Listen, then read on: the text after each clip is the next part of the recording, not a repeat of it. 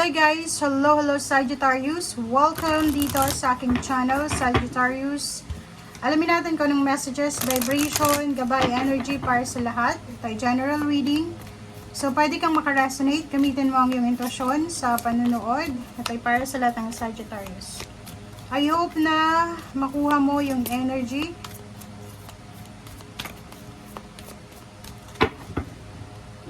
Okay, Sagittarius, stepping into stillness.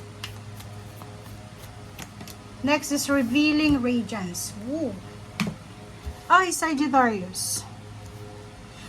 Okay, so nakikita ko sa'yo dito na siguro merong maingay yung paligid mo. Pwedeng may mga nagdidiskusyon sa linggong ito, merong nag-aaway, meron kang naririnig na kwento galing sa isang tao, like, alam mo, si ganyan ganito, alam mo, si ganyan ganito. So, marami kang naririnig.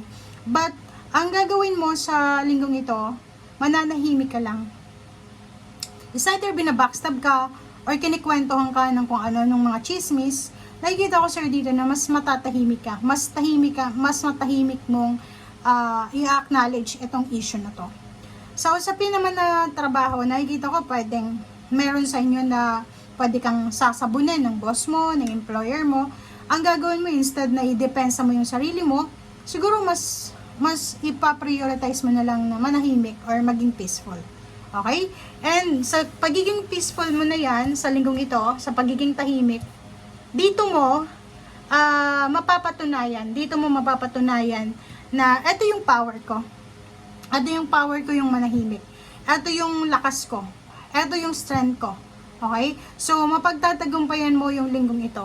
Nakikita ko, sir, dito na kung sino man yung tao na may issue sa'yo or kung ano man tong issue na pinagdadaan mo sa linggong ito, sila mismo marirealize nila na, napaka-professional yung Sagittarius. Hindi natin kayang ganunin si Sagittarius, ganito. So, nakikita ko na ganyan yung energy na mangyayari sa linggong ito. Or mapoposes mo. Pero minsan, yung Sagittarius talaga, hindi siya papayag na hindi niya ipaglaban yung karapatan niya. But this week, nakikita ko na wala anuin mo na lang, parang ang tawag dyan, magpapakatahimik ka na lang. Okay.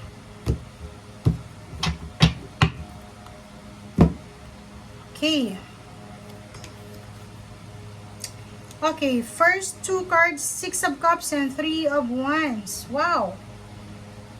Nakikita ko sa'yo dito,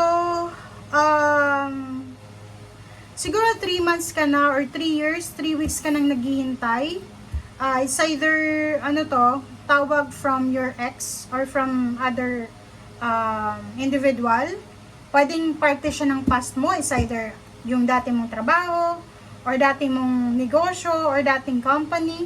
So, nakikita natin dito na naghihintay ka. Siguro 3 months or 3 years kang naghintay. But now, nakikita ko na posibleng dumating ito sa'yo. Okay? So, kung ano man to na hinihintay mo sa ngayon, okay? Kung ano man tong naiisip mo sa ngayon, sinasabi sa'yo dito ng barahan na darating kung ano yung hinihintay mo. Tama ba yon? Parang ganon. Okay? Dito sinasabi na pwedeng may mga magkakarelasyon na magkakabalikan. Meron ditong mga pamilya na pwedeng mag-reconcile. Okay? Meron ditong mga magkakaibigan na pwedeng mag-usap ulit. Merong mga Sagittarius na maayos yung past nila. So, pwedeng mag-heal yung inner child nila or pwedeng yung nakaraan nila. Okay? Kusang mag-heal to. Wow! Trabaho. So, pwedeng babalik ka sa dati mong trabaho, sa dati mong boss, sa dati mong employer, sa dati mong country na pinagtatrabahuan. Emotionally, nakikita ko sa'yo intimate. Masaya ka. Wala namang masyadong issue. Yung iba sa'yo dito, makakatanggap kayo ng pwedeng proposal from your ex. It's either business proposal, or pwedeng intimate kasal, or pwedeng pakipagrelasyon. Page of Wheels, Two of Swords. So, nakikita ko sir dito, meron kang pinaplano sa Sagittarius para sa future mo. Kasi Page of Wheels is all about future money eh. So, marami ka nang iniisip eh. Matagal mo na tong kino-contemplate. Pwedeng gusto mong mag-business, gusto mong mag-travel, gusto mong mag-apply sa mas mataas na posisyon or magandang company. But, sa linggong ito, nakikita ko sir dito na medyo mag-aalinlangan ka. Lalo yung ibang Sagittarius na balak pumunta ng ibang bansa. Siguro mayroong mga requirements na kailangan i-process. And dahil sa dami-daming requirements, daming papeles na kailangan mong ayusin, nakikita ko yung Two of Swords sa'yo. Medyo mawawalan ka ng gana in interest dito sa kung ano man to. Okay. Yun na nga, 'di ba? Maraming balita kang matatanggap. Maraming balita, information, ano pa ba? Seven of Cups to eh. Knight of Swords. So, maraming information, maraming balita, maraming kwento, samot-saring opinion ang posibleng makuha mo, marinig mo sa linggong ito. And nakikita ko sure dito na kailangan mo pag-isipang mabuti. Okay? Kasi para siyang ano eh, yung mga nangyayari sa linggong ito ay parang mga nag-uumpugang bato.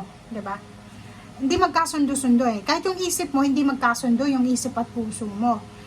Ang Queen of Wands na to, yung iba dito na Sagittarius parang gusto makipag-iwalay. Yung iba naman, gusto ng financial and emotional freedom. Pero hindi siya makapag-desisyon kung ano. Ano ba yung first step? Ano ba yung first move para makapagsimula? So, yun ang nakikita ko sa'yo. And Five of Swords, sa ilalim niya, yung Five of Swords na ito guys, sinasabi sa'yo dito na if ever may kailangan kang isuko mo na.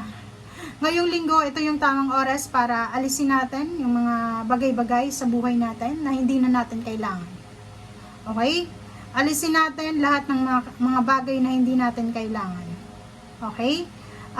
Yung Ten of Cups dito, nasa ilalim, sinasabi sa'yo dito ng Ten of Cups na to, na magiging masaya yung pamilya mo kung yung mga bagay-bagay na hindi mo na kailangan sa buhay mo ay aalisin mo. Siguro may mga issue ka sa relationship dahil may bisyo ka, may bisyo yung kapareha mo, or marami kang mga hindi